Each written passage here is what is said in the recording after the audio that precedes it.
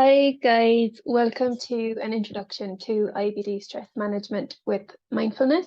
I'm Rachel. I'm a life coach, health coach, and mindfulness facilitator. I was diagnosed with Crohn's disease at 23, so that was 13 years ago now.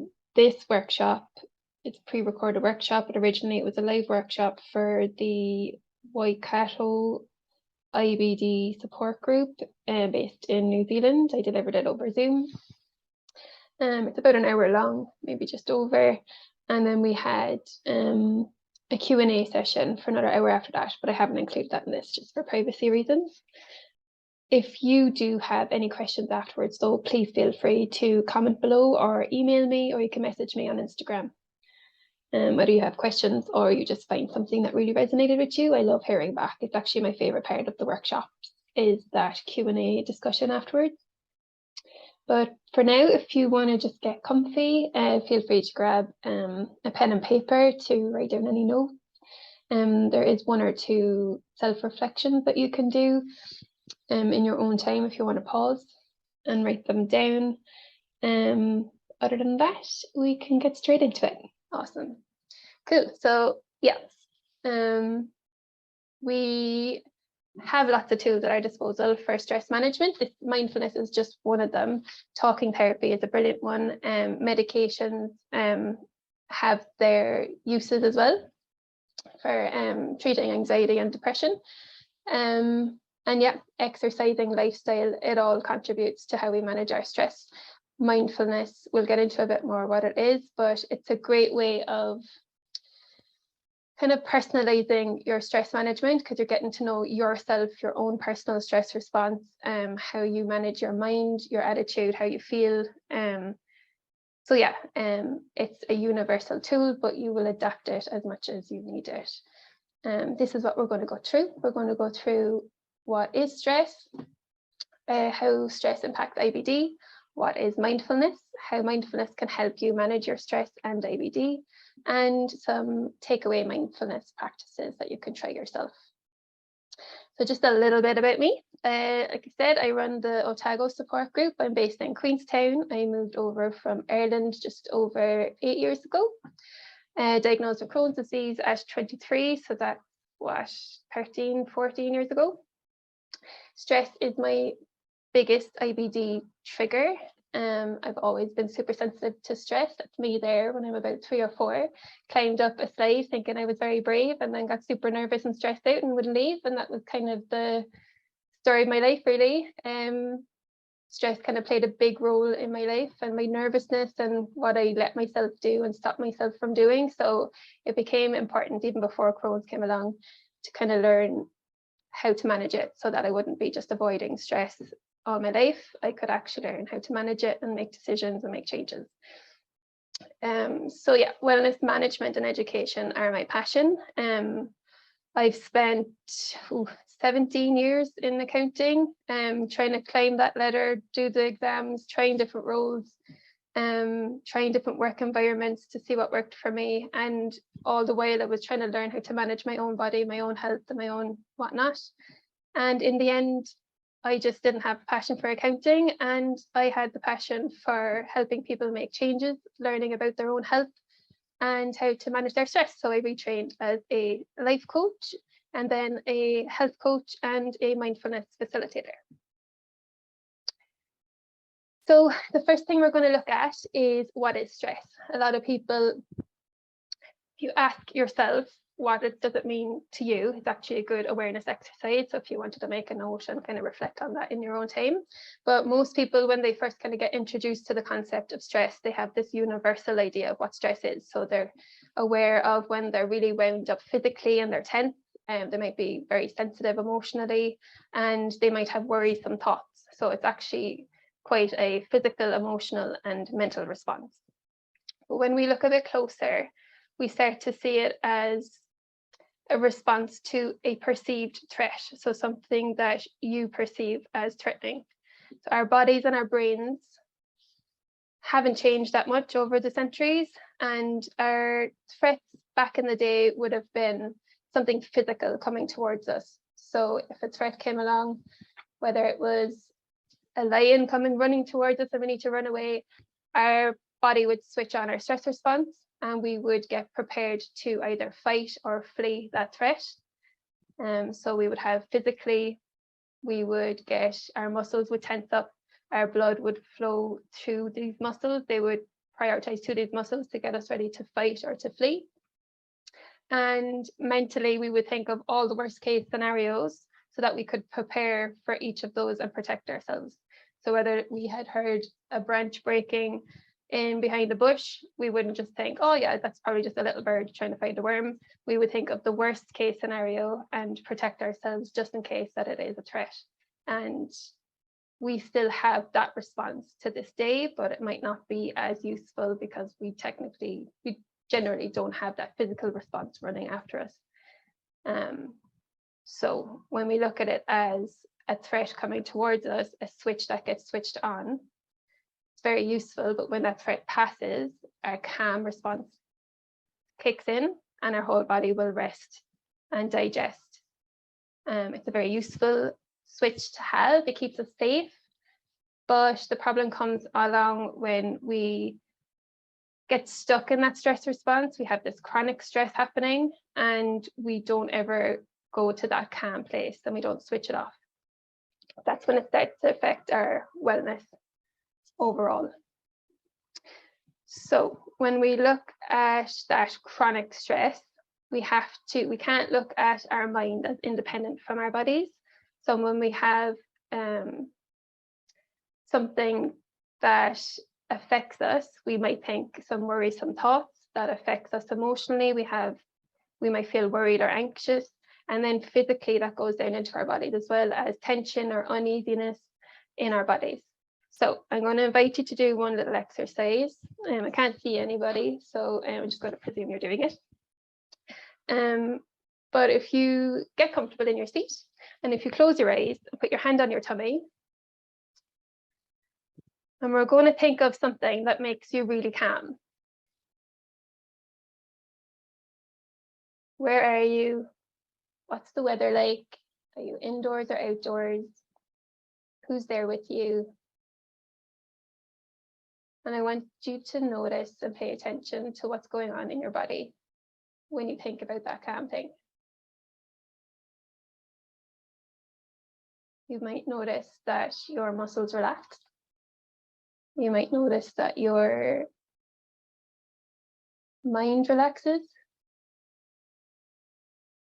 Just try to pay attention. There's no right or wrong. If you didn't notice anything, that's fine too. And then we're going to shift over to something that makes you angry. So if you think of something that causes you frustration and anger, even just thinking about it, did you notice any shift in your body? Did any of your muscles get tighter? Did you get any twinges in your gut? Did your heart rate change at all? Did you notice any difference to your breath?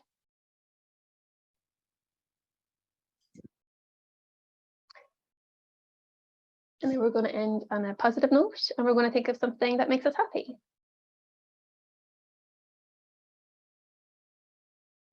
Where are you?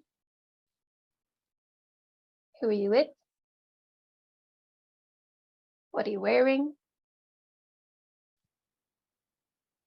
Is it something that's happened before? Is it a memory? Is it something you're looking forward to doing? And just notice that shift in your body. Does it feel a bit lighter? Calmer? And more relaxed? So again, you may have noticed something, you may not have noticed nothing at all. There's no right or wrong answer. It's just an interesting exercise. Just because we don't generally pay attention to one moment to the next what's going on in our bodies, but it's a very useful tool when something is wrong, how we can learn what we can change. So normally when we have a worrisome thought, we have a worrisome emotion, we get that physical response in our body, and when we're not aware of it happening, the next step is an impulse. So for some of us, that is reaching for that packet of biscuits or something to soothe us and to soothe that emotion and that uneasiness in our body. Or it's to get up, if it's a situation that you're not comfortable with, it might be, the impulse might be to get up and leave. And if that happens chronically and repetitively over time, and you realize, oh, that behavior doesn't suit the situation I'm in, I want to learn how to change it, that's when we can stop and pause and start to pay attention to that cycle that we're in. And we can, rather than having the thought, the emotion, the feeling in our body, and suddenly have the impulse to leave, we can start to choose what the behavior we want to action. So that's just one little shift. So the next thing we can think of when we think of chronic stress and being exposed to it all the time. So if you've got exams in a few months' time and you're preparing for those exams over the next couple of months, if you're worried constantly for those few months, you're not going to perform the best, and your stress levels are going to be that little bit more elevated on a normal day. So it's important to understand stress as this bucket. So we can have low levels of stress, and when we do things that make us calm and relieve that stress, our bucket never really gets filled up. If we have chronic stress daily, if we have a job that we don't like that makes us miserable, if we're in a relationship that causes us stress, if we have a chronic illness to deal with daily, if we have kids, all these things will build in our stress bucket. And it's good to just be aware of what level your stress bucket is at. Most of the time when we just get introduced to what stress management is, it's because our bucket is full, we're overwhelmed, and our normal go-to ways of relaxing just aren't working. So that's the second aspect of chronic stress, is just to be aware. When we're that wound up and full of stress, we're not performing the same way as we would when we're calm. So our minds tend to race more, we tend to be more sensitive emotionally, and more tense in our bodies. And we're more reactive to things. So that looks different for everybody. It might be a good exercise at the end of this or in your own time, just to have a little think about what are the things that fill your stress bucket. So what makes you more stressed, and just to be very clear on the things that calm you. So create more calm and relieve that stress from your bucket, because generally when we're overwhelmed and we want to be productive and we want to get things done, and when we're stuck in that mode, we don't see the value in making time for the things that wind us down. We're kind of stuck in that go, go, go adrenaline of, if I keep going, I'll get it done and then I can relax. But that's how our buckets get full and overfill and overflow.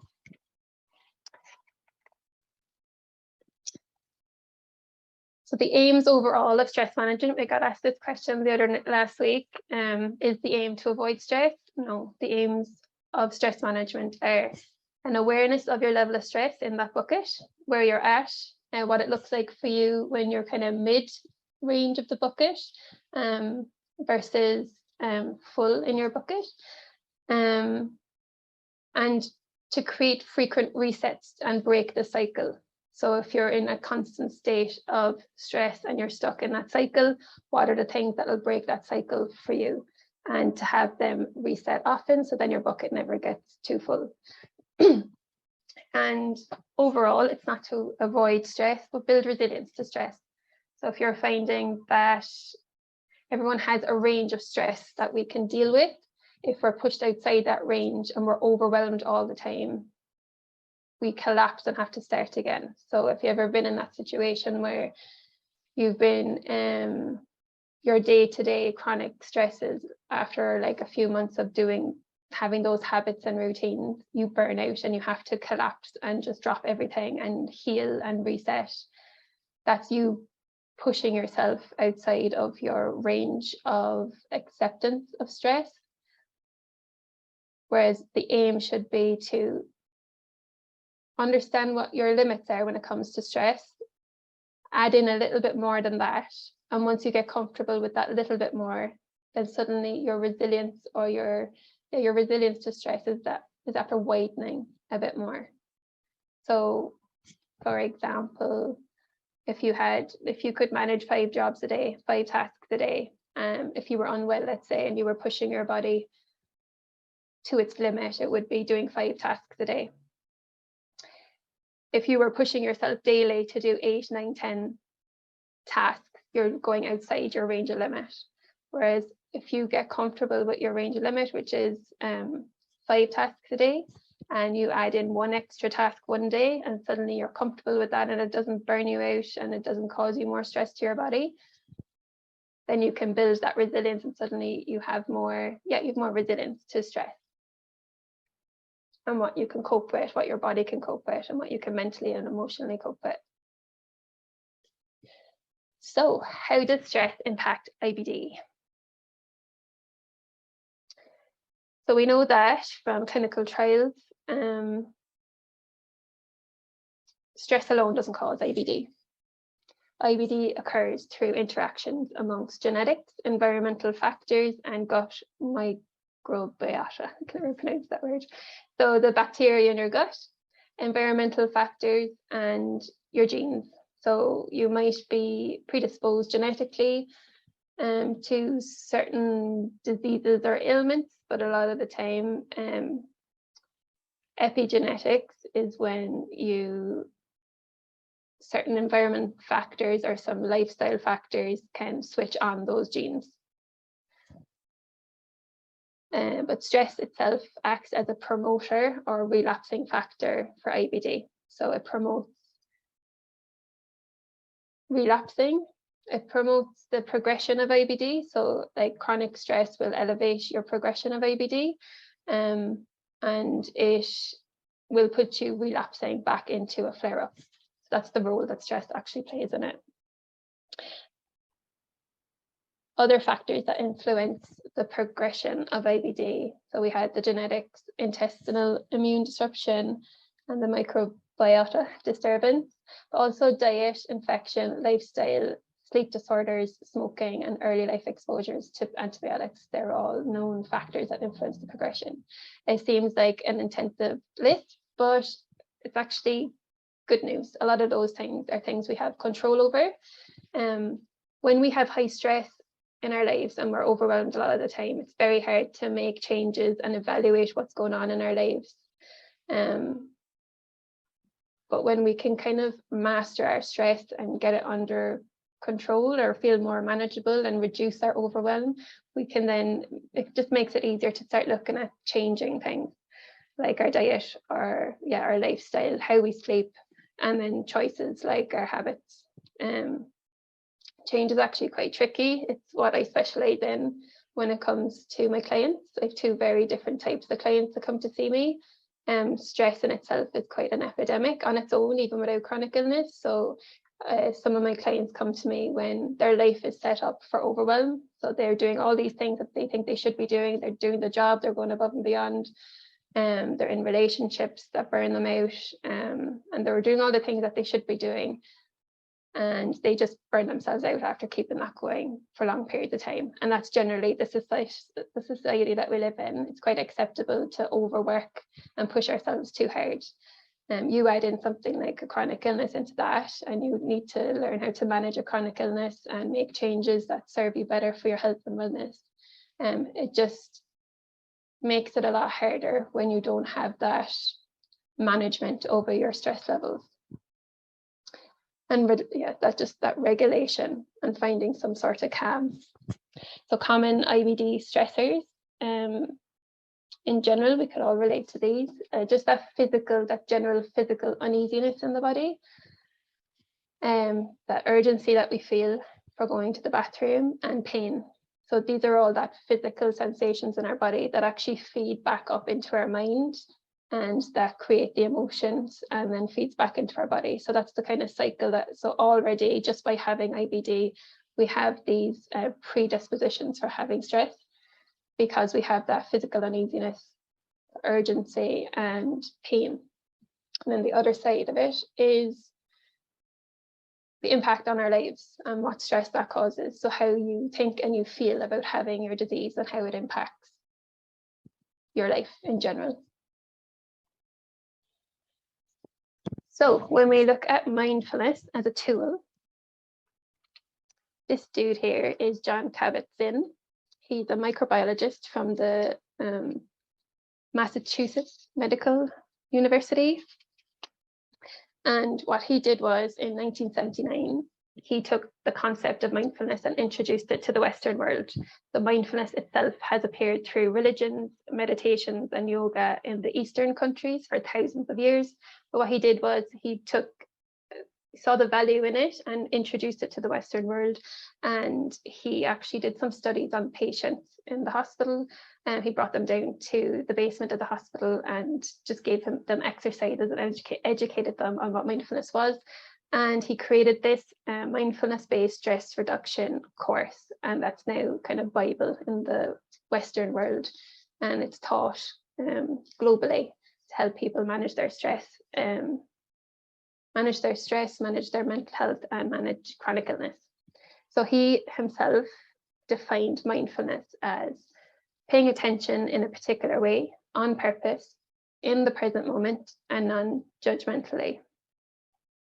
If we break that down to a really simple form, in its simplest form, mindfulness is attention and attitude training. So if we look at these two fellas here in the photo, the man is being quite mindless. So he's caught up in his head. He's not paying any attention to what's going on around him in that present moment. His mind is busy. He's thinking about all the things he needs to do, and he just hasn't taken anything in around him. Versus the dog, who isn't thinking much. He's noticing the trees, the sun, and he's completely present in that moment.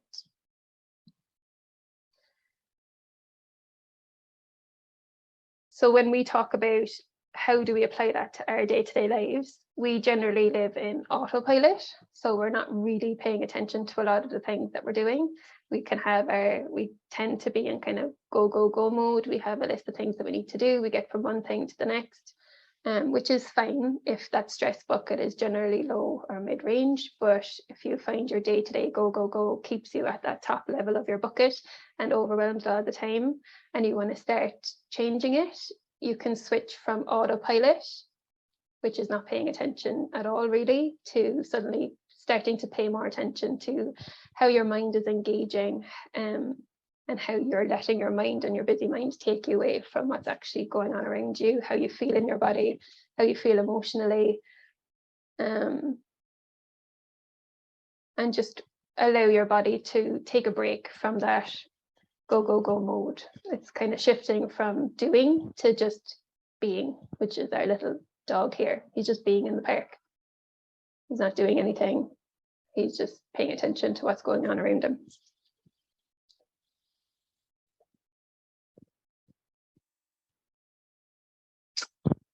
So this is how I started practicing mindfulness.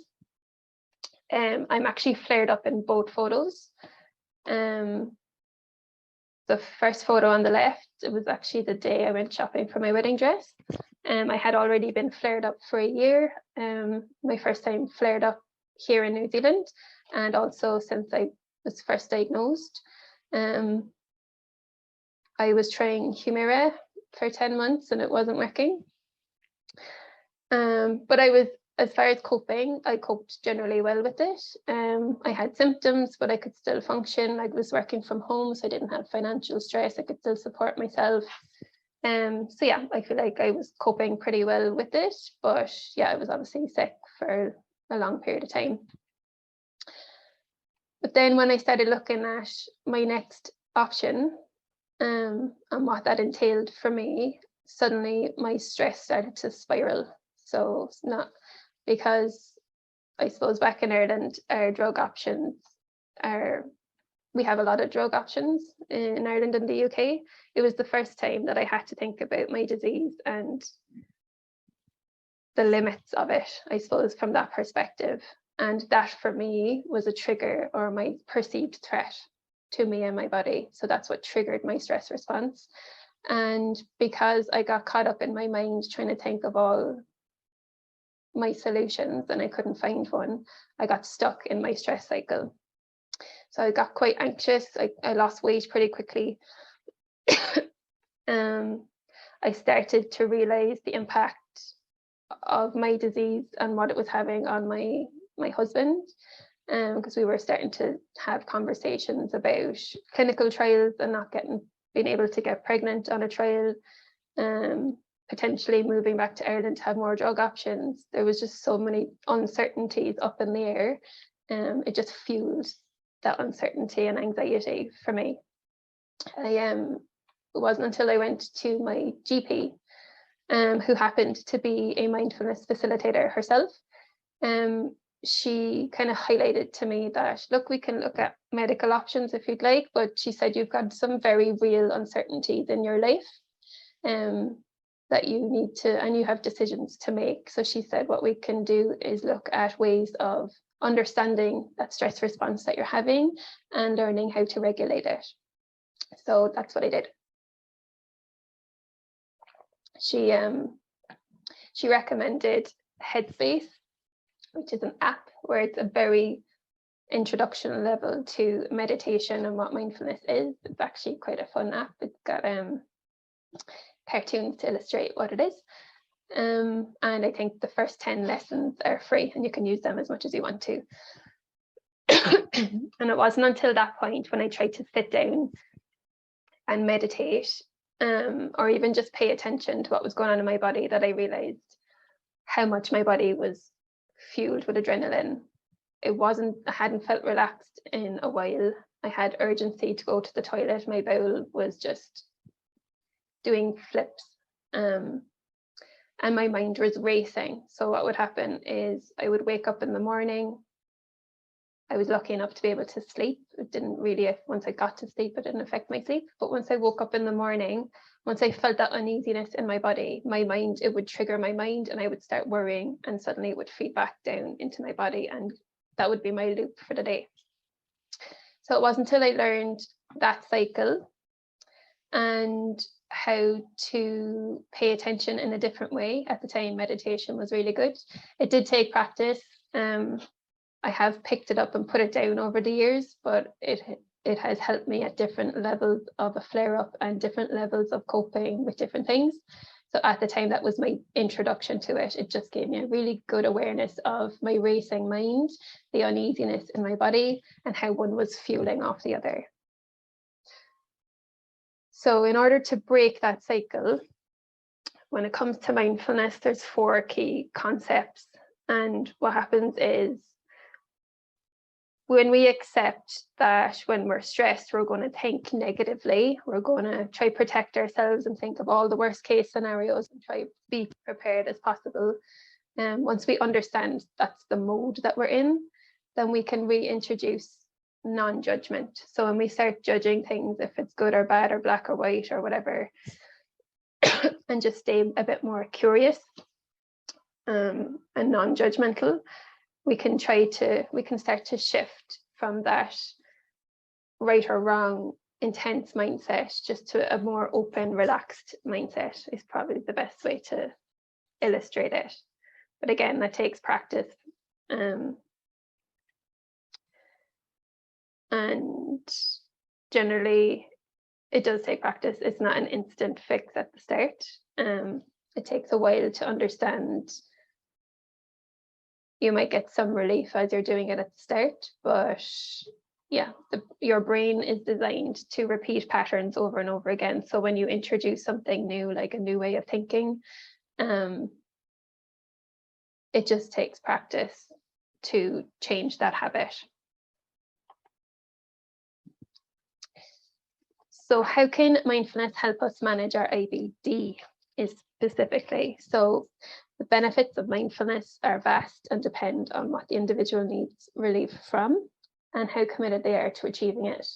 So from mental clarity to emotional regulation, reduced stress, anxiety, and depression, better quality of sleep, and so on.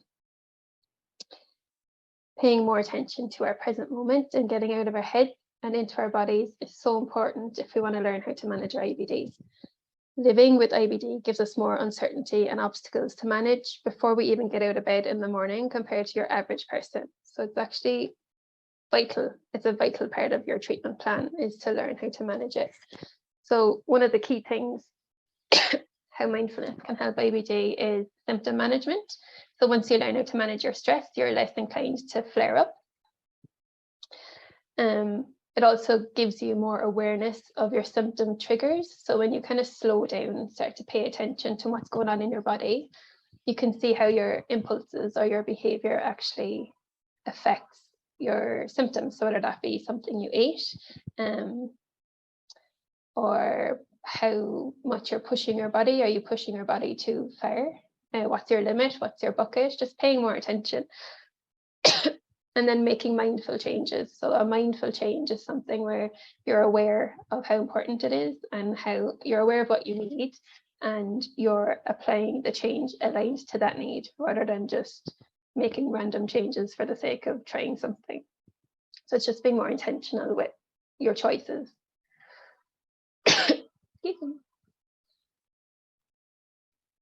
So the second thing it really helps with IBD is pain management. So this is actually an interesting one.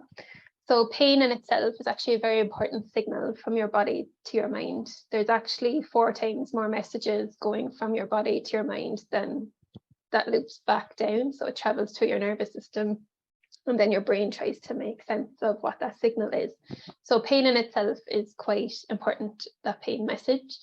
What happens is if you're used to chronic pain, or if you're used to pain in some way, if pain in your life means suddenly it causes you more stress, like suddenly you wake up in the morning and you're debilitated with pain, you've already rang in sick to work the week before and possibly weeks before that, and now you're suddenly going, right, now I need to ring in sick to work again.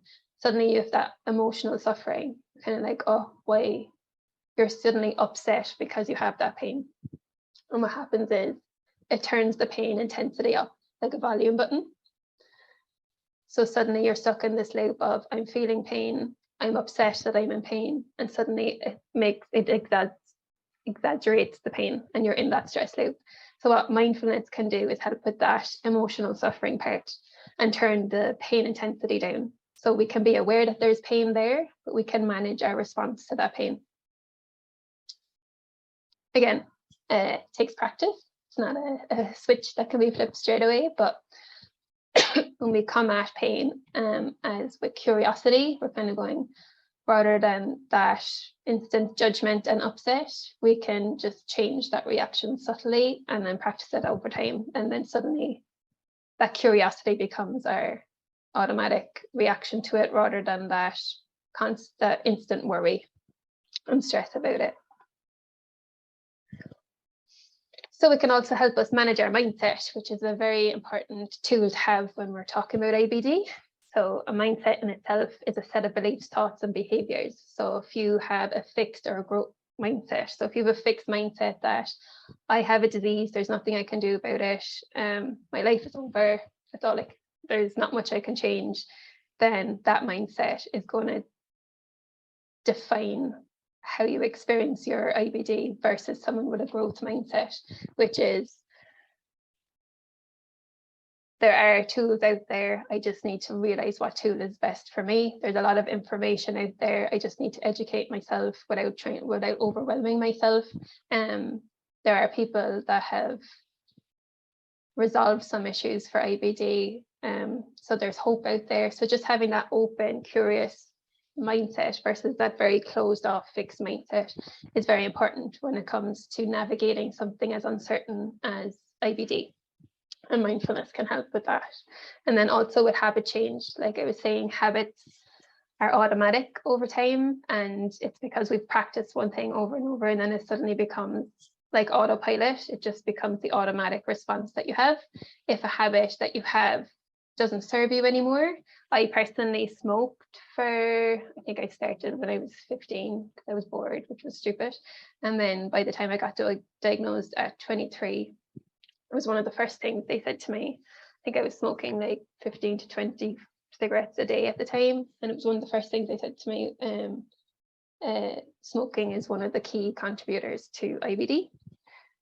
So yeah, it's not easy making changes when you're reliant on certain habits. But again, it's that awareness of what's happening in my body when I'm craving it? How do I break that down into something I can change? So that's just one example of a habit change. I'm also a recovering sugar addict. So that's something that I used to reach for comfort, I suppose, and for energy, quick energy and whatnot. And then with everything I'm after learning over the last couple of years, it's probably one of the worst things you can put in your body because it's so inflammatory. So with that open mindset, without judging myself too harshly, how do I make that change from something that's obviously really bad for me to relieving that habit, that chronic day-to-day. Now I was having a lot, so I haven't gotten rid of it completely, but it's after making a massive change in the levels of inflammation in my body. So yeah, just I suppose that's another way mindfulness can help us navigate managing our ABD. And then adaptability to change. There's always something changing when it comes to ABD, whether like you know yourself how unpredictable it can be. And just having the skills to adapt quickly to change and not kind of get triggered by something that comes up and then spiral out into some behaviors that are unhelpful. So if something comes along, we need to adapt to that change. We have the mindset, I suppose, to adapt to it rather than spiraling. Mindfulness is good for that. Just move that over. Yeah, so an improved sense of self. So this depends on the person. If you've kind of lost yourself in your disease a bit, or you kind of let it overtake in your life a bit, how you look at yourself, you've just kind of lost the sense of who you are without the disease. If you've kind of been overwhelmed with chronic flare-ups, I suppose, for long periods of time, and you've been quite sick for a long period of time, it's hard to feel like yourself. So being mindful helps you navigate that process of separating yourself from what is the disease, what is a reaction to having a disease versus what do I actually want from my life, and then kind of marrying the two together. How do I get what I want from my life while respecting my body's state of disease? So yeah, being mindful and understanding how your body reacts to things can help you with that side of things. So yeah, who am I without the disease? Emotional regulation. Independence is a big one, I suppose. If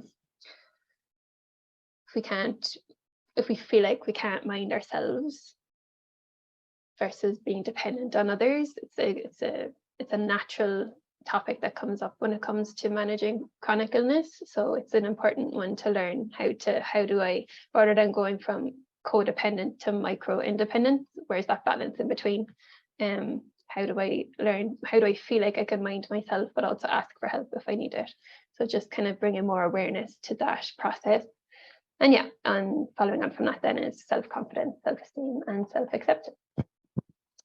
And then creating a support network. So if we're kind of stressed, we're prone to stress, and we haven't learned how to regulate our reactions to things, so our emotional response to events, it can affect our relationships. And what we do know, one of the 4 key pillars to wellness is connection. So how we connect to others, how we build that support network, how we can maintain those relationships, which can be quite tricky when you've got a chronic illness and you can't keep up with social events, or you might feel like you don't quite fit in with the people around you, or you might feel like a burden on the people around you. And yeah, it's just important to manage that side of yourself in order to be able to connect with people and feel like you are worthy of having these connections in your life. We all bring something to the table when it comes to relationships. This might just be one thing that you're bringing. But yeah, when we talk about mindfulness, when we connect with others, we're talking about how we pay attention, how present we are with people. So if you think of as a parent with your kids, when we sit with them and actively listen to them and actively play with them, versus when we're distracted, we're in their presence, but we're distracted and not paying that much attention to them. Mindfulness can help us create those mindful connections so that we're not distracted and we can actually create those moments of presence with people. And yeah, that stronger sense of self comes in here as well, because when we're when we know who we are and what we bring to a relationship or a friendship, it increases the quality of that connection. So that's the role we play when it comes to a connection. It's a balanced relationship. It's two people coming together. Yeah. And then the sixth and final, not a limited list, but the sixth one is improved quality of life. There was a study done, a Melbourne study, on patients with IBD. It was quite a small study, but at the same time, it did show that it was an 8-week mindfulness-based stress reduction training, and it did show improvements in anxiety, quality of life, depression, and mindfulness itself. So there's probably more room for more studies to be done, but it has shown to improve the quality of life, the mental health, and the relapse rate of patients with IBD having a good mindfulness practice. It does take about 8 weeks, they say, to create that habit. So how you integrate it into your day-to-day. We're going to talk about ways you can do that now. So when we talk about ways to get out of our heads and our busy minds and kind of bring ourselves back to what's going on around us, there's a few ways of doing it. There's actually some very simple ways that we can do it, right down to more guided practices. So if we were talking about our simple daily tasks, whether it was brushing our teeth or doing the dishes or making the bed, rather than thinking of all the things that we need to do in the day and leaving our mind be busy. Have you ever gone into the shower? This used to happen to me all the time, where I'd go into the shower and I actually couldn't remember if I had shampooed my hair or not, because I was thinking about everything that was going on, that was going to be happening for the rest of my day.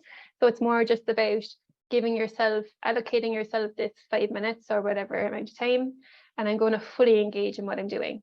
And when I notice my mind is taking me away, I'll just pay attention to what I'm doing. So if I'm washing the dishes, I'm noticing the temperature of the water. I'm noticing the bubbles of the washing up liquid. I'm just paying close attention to what I'm doing. And then if something comes into my mind that wants to take me away, I just guide my attention back to what I'm doing. And that in itself is actually what meditation is. It's just that practice of attention training. So that first one on the list there is the body scan and the breath meditation, which basically means you can do these guided, so you can look them up. There's loads of them on YouTube or Spotify. But basically what it is we can actually do a body scan now just for 2 minutes if you'd like to, if I can invite you to get comfortable in your seat and relax your shoulders down, sit back into your seat and just allow your weight to sink into the chair below you. You can close your eyes if you'd like to. Our sight is our biggest distraction, so if you'd like to close down your eyes and just focus, you don't have to if you don't want to. You can just have a gentle gaze down at the floor if you want to keep your eyes open. And what we're going to do is start to pay attention and scan our body. So we start with our feet on the floor.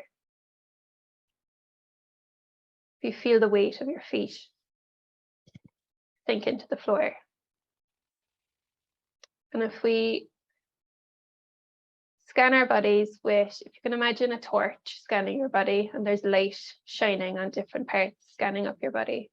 And the torch is scanning from your feet up to the calves of your legs. And what do you notice there? Is there any tension there?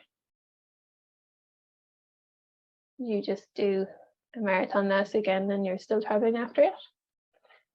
And if you continue up your knees, how are your knees feeling? Do you suffer from joint pain?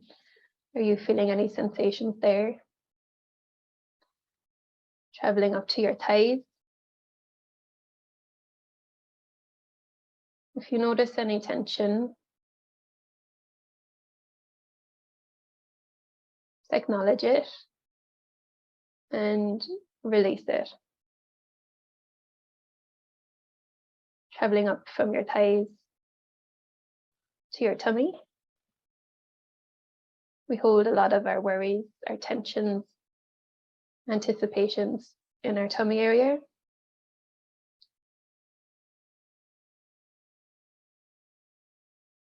Are you noticing any pain,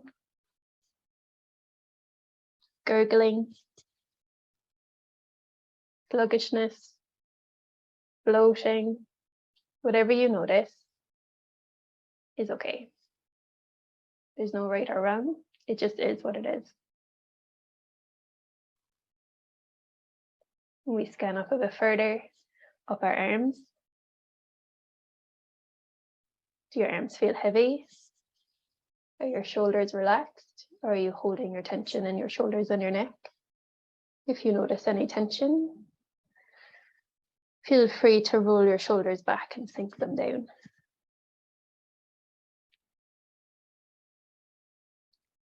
We carry a lot of tension in our jaws a lot of the time without noticing.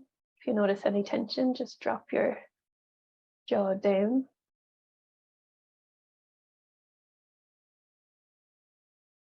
We've got lots of little muscles in our face. Start scanning your face for any tension.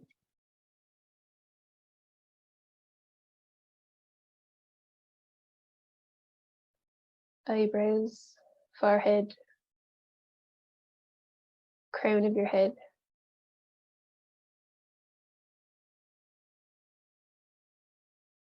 Just allow your body to let go and sink. Become as heavy as it needs to be. The chair is going to grab you. You're not going to keel over. If you notice your mind wandering off and grabbing your attention, just park your thoughts and bring your attention back to your body.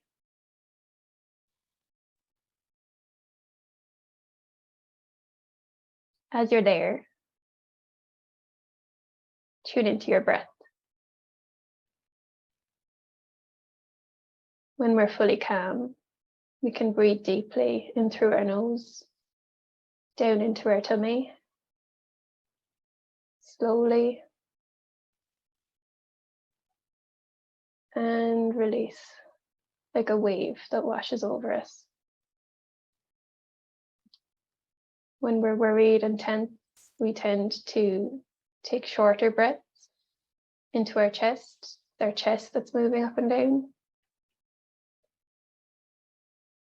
This can be the catalyst for neck and shoulder tension. If you're noticing that's what's happening, that's okay. Once we recognize it, we can slow our breathing down and make it deeper into our tummy. You take a deep breath in.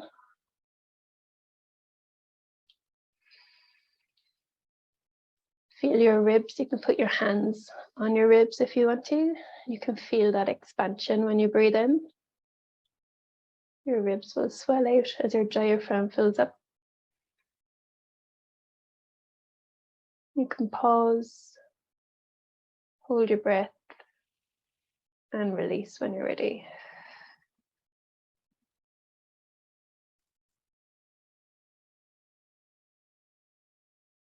That's a good one to notice. When our stress response has been triggered and our body gets fueled with adrenaline and we might get a bit panicky. Our breath is the key to start the calming down process. So if you meet your breath where it's at and just start to slow it down, one breath at a time, making it deeper into your belly. That's the beginning of your calm response kicking in. So you're actually turning off your stress response. Your heart rate will slow down. Your muscles will relax. And then that'll feed back up into your mind. Your racing thoughts will slow down.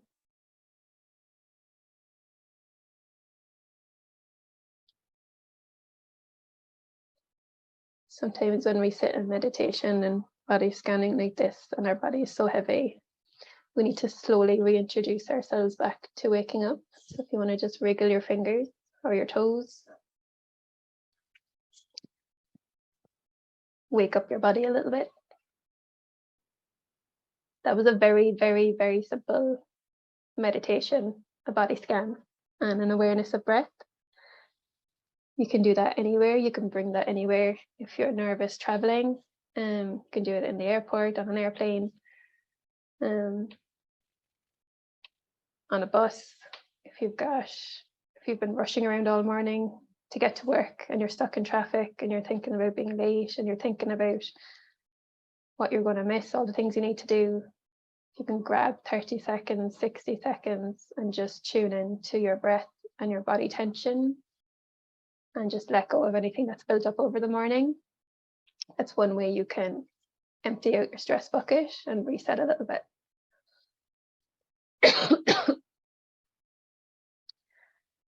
The other thing that we can do, another mindfulness practice, is journaling.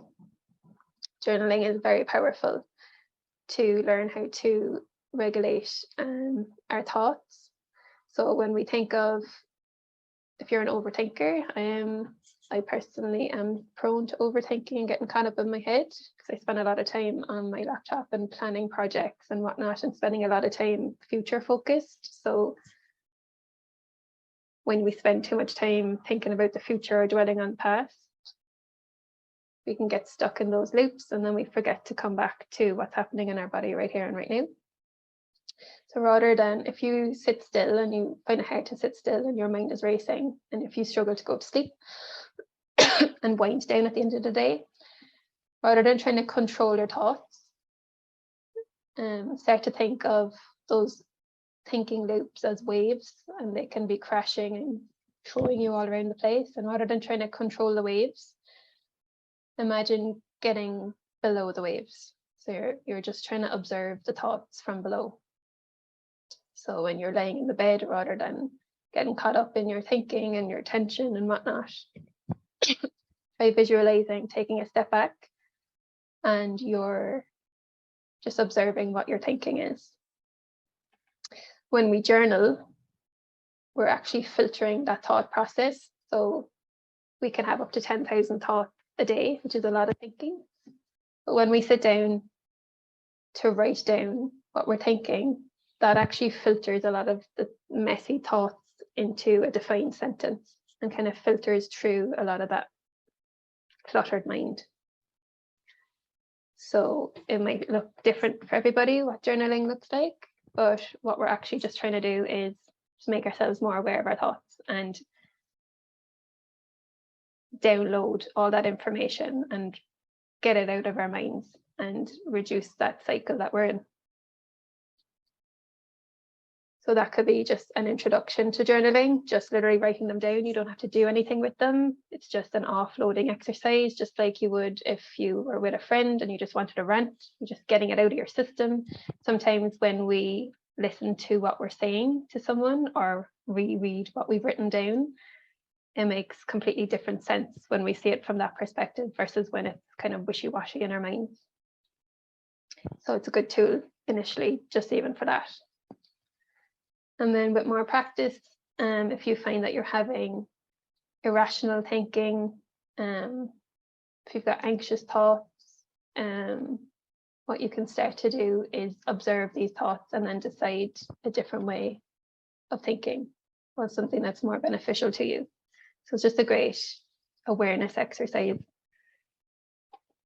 to observe it rather than get caught up in it. The other side of that is our emotions. So if you think of when you get upset, you get triggered by something and you get upset, if you think of it as a snow globe getting shook and you're just a bit scattered all over the place emotionally. When we get upset about something, we feed back into that thinking loop. and we feed back again into our emotions. So we're kind of creating that cycle and getting stuck in it. So it's like shaking the snow globe and not stopping. It just keeps going. So we need to find ways of putting the snow globe down and leaving our emotions settle down.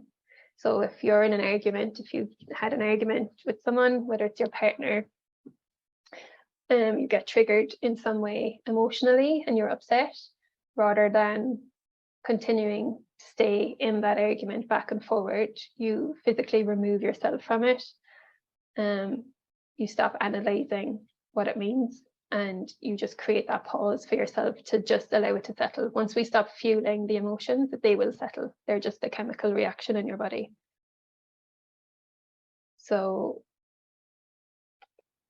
journaling is good for that as well, just to be aware of how we're feeling, how if something upsets us, we can just write it down, make more sense of it on paper, and then we can choose a better way of responding rather than just having an emotional reaction each time. So that's meditation, breathing, journaling, and engaging in simple daily tasks. A very good one is activating your 5 senses. So if you find, I use this actually for if I'm out and about and I'm prone to more urgency, then I'm a bit flared up and I'm just more prone to urgency. What I find is there's the urgency that I have no control over, like it creeps up on me and it's there and it is what it is. But then there's the anticipation that I might have an urgency. So that's the part I can control. So when I worry about it, and it is a bit of a mind trick. It took a lot of practice. Sometimes it works, sometimes it doesn't work. But if I'm anticipating going out, and if I'm going out and I'm anticipating I'm going to need the toilet, and I'm going to worry about where are all the toilets, I'm fueling my stress response, and I'm fueling the likelihood that I'm going to need the toilet, because it's going to rush my body with that worry and panic. So all these tools can be applied to that, especially the breathing, but activating your 5 senses really gets you out of your head and engages you in the present moment. So if you're sitting waiting for the bus in the morning before you go to work, or sitting in the car, whichever, and you want to get out of your head and back into your body and what's going on around you, you can do this exercise. So it's, if you could list 5 things that you can see, 4 things that you can feel, 3 things that you can hear, 2 things that you can smell, and 1 thing that you can touch, and you can reverse that in whatever way possible. So what you're basically doing is stop paying attention to your mind, and you're just tuning back into your 5 senses instead. It's a very useful one to have. And then the last one is mindful movement. So one way of breaking our thinking loop, our stress cycle, is managing our mind and our emotions, and the other one is moving our body. So when we worry and we stress and we're fueling our body with that tension, when we move around and exercise or walk or whatever that looks like for you, depending on your energy, when we bring movement back into our bodies, we're shifting that tension and breaking that cycle. So if you are stuck for time, and you think you don't have time for building a mindfulness practice or being more mindful or switching off, this is another way. So if you're walking from A to B, which we do most of the day, just pay more attention to how you're walking, to the ground underneath you, to the muscles you're using when you're walking. You're just paying more attention to what's going on in that movement rather than any sort of racing thinking.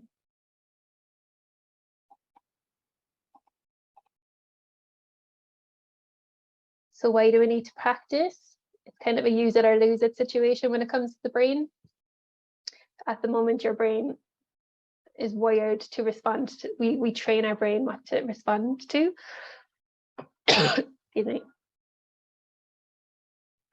If you feel like you're stuck in your ways, it's because you learned a certain way of reacting to things, a certain way of thinking.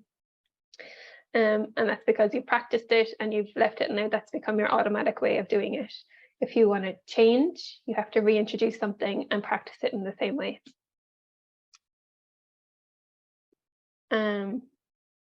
And you do have the ability to change.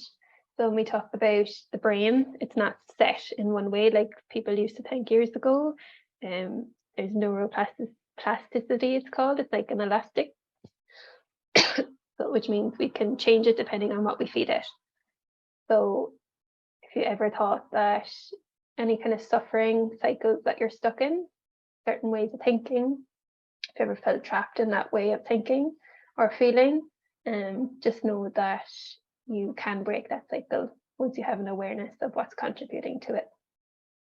And mindfulness can do that. So yes, this is my motto. It took me years to engrave into my day-to-day and my system, which is, if you don't make time for your wellness, you'll have to make time for your illness. So accepting a chronic illness as part of your life can be a challenge. There's lots of chapters in how you integrate it into your life. There's lots of stages in acceptance. But overall, if you don't make time for your wellness and for your resetting and your unwinding and your calmness, you will eventually have to make time for that illness. And over time, once you see that link, and you see the value in periods of wellness, you can start integrating that into your day-to-day decisions and how much you prioritize de-stressing.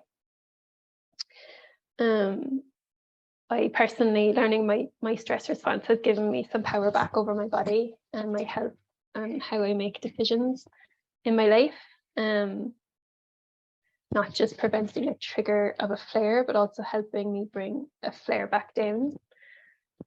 I suppose on one hand, it's been tricky having limited medical options, like medication options here, but the last 18 months where I've been flared up for the last 18 months, and it's given me enough, and I don't have a drug necessarily.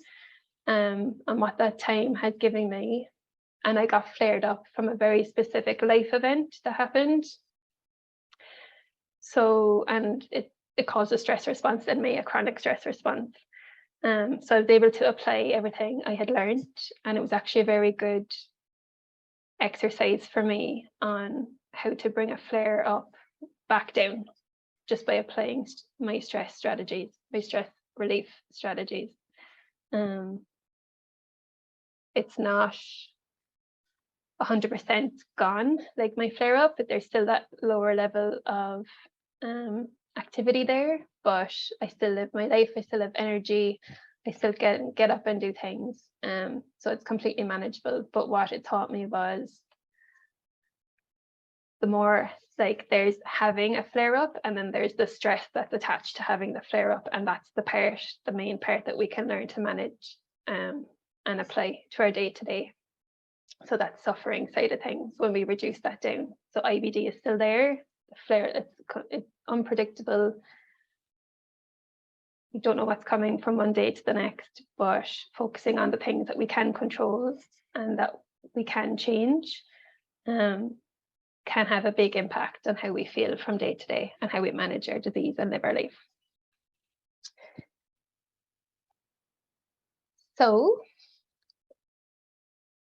I've put together, like, my work is working one-to-one with clients, and I do group coaching, workshops, and my passion is education. So I feel like there's so much information out there available to people, but it all depends on the individual and how you navigate that information. It can be quite overwhelming, whether it's what diet to have and what you should change and what you shouldn't change in general.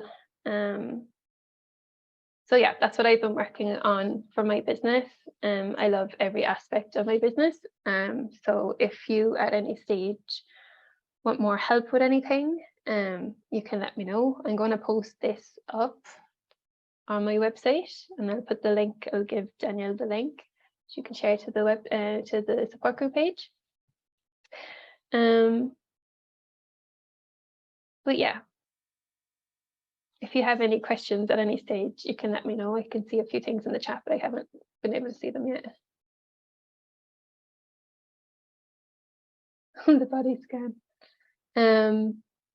But yeah, the 3 things, if you want to go in and start having a reflection for yourself, is start to think about what does stress feel and look like for you at different levels of that bucket. How does it affect your IBD? Like, have you noticed, is there certain things that trigger your symptoms? And the 3rd thing is what fills up your bucket and what empties your bucket. So what are the things that you notice stress you out, but also what are the things that calm you down? And that's kind of the first initial introduction to kind of starting to create that awareness for yourself, to begin managing it and getting more control over it. Hi again, guys. I hope you took something or found value in that presentation over the last hour. At this point in the original live workshop, we had our Q&A discussion for just about an hour, maybe. We've touched upon managing the stress and uncertainty around medication options here in New Zealand and in general. We looked at family planning, managing the judgment of others and how sometimes they just don't understand, and what we can do to protect ourselves in those situations, and much more. There was so much that came up. Like I said, it's one of my favorite parts of a group workshop is that discussion and just hearing people's stories and their lessons, where they are in their IBD journey themselves. There's so much value in sharing your story, not just for other people, but it's a massive healing. It's a massive part, a stage of healing. It's an important stage of healing. So it's not just about letting other people, helping other people along their journey, but just expressing where you are in your journey and what you've learned. It's actually very therapeutic. So if you find you do have any questions or something that really resonated with you, I'd love to hear what it is. So feel free to comment below, or you can email me privately or DM me on Instagram. So with these workshops, especially with mindfulness, sometimes things resonate with us in the moment, and sometimes it takes a while to digest and it comes up afterwards. But I encourage you to come back and revisit this again at another stage and to see what you resonate with. I personally, we talked in the discussion afterwards about me personally. I originally found mindfulness when I needed to take control over those racing thoughts that I was having. I was quite anxious, and just having an awareness of when I was caught up in those cycles and how to break it. But I found myself dipping in and out of the practice over the years and finding another way I could apply it in some way. So, for example, more recently, I've really applied mindfulness in a way that helps me manage difficult emotions. So when we have overwhelming stress, traumas, or just overwhelming difficult emotions in general, we tend to shy away from them and distract ourselves. The problem is they build up in our bodies and they stay there. So it leaves us more sensitive to emotionally reacting to things and more prone to illness, disease, and just overwhelm in general. So I personally found the application of mindfulness in regulating and understanding those difficult emotions I was having very useful. And it's something I wouldn't have even thought of 4 or 5 years ago when I originally started. So yeah, I encourage you to go away, digest, hopefully you've taken something from it, and feel free to come back and review it again at a later stage. So just on top of that, we talked as well about the importance of, everyone talks about the key elements to IBD management, and stress being a big trigger, I suppose, for a flare-up. So it's very obvious that stress management and general wellness management is actually such a key component in disease management, but there's not a whole lot of support around it or education around it as much as there is around your medication options, your surgical options, and your diet options, I suppose. So my passion is about that, raising that awareness and just introducing people to the concept of stress management and wellness management. And if that's something that you would find helpful, feel free to subscribe and stay up to date, and reach out if you have any questions. I hope you mind yourself, and I hope you stay curious and open to learning more about your body and your mind. See you later.